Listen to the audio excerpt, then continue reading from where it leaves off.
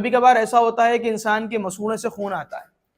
اور وہ خون کبھی کبھار تو ایسا ہوتا ہے کہ مسوڑے سے خون آیا، آپ فوراً واش بیسن کے پاس ہوتے ہیں، فوراً جا کر کلی وغیرہ کرتے ہیں، وہ خون آپ نکال کر باہر پھینک دیتے ہیں۔ تو صرف خون منہ میں آنے سے، یعنی وہ اندرونی طور پر کوئی خون نکلا، بھلے زبان کٹ گئی یا مسوڑوں سے خون آ گیا یا دانت کے سائڈوں سے خون آ گیا، کہیں سے بھی خون آ گیا منہ کے اندرونی حصے سے، اور وہ خون جب تک حلق کے اندر نہیں گیا ہے تو پھر اس صورت میں آپ کا روزہ نہیں جائے گا۔ اس کی مثال میں نے آپ کے سامنے پیش کر دی، جیسے ہی خون نکلا آپ نے کلی کی، یعنی پانی لیا، پانی لینے کے بعد کلی کر کے آپ نے اس کو باہر کر دیا، یعنی پانی کو آپ نے منہ کے اندر گھما پھرا کر باہر کلی کر دی، تو آپ کا روزہ نہیں جائے گا۔ ہاں اگر وہ خون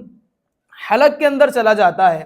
اور آپ کو ذائقہ بھی محسوس ہوتا ہے کہ بھئی اب خون حلق کے اندر چلا گیا اور وہ معدے کے اندر، پیٹ کے اندر بھی اب یہاں سے ظاہر سی بات ہے چلا جائے گا، تو اس صورتحال میں آپ کا روزہ چلا جائے گا۔ تو صرف خون نکلنے سے روزہ آپ کا نہیں جائے گا، یہ مسئلہ ذہن نشین رکھیے گا۔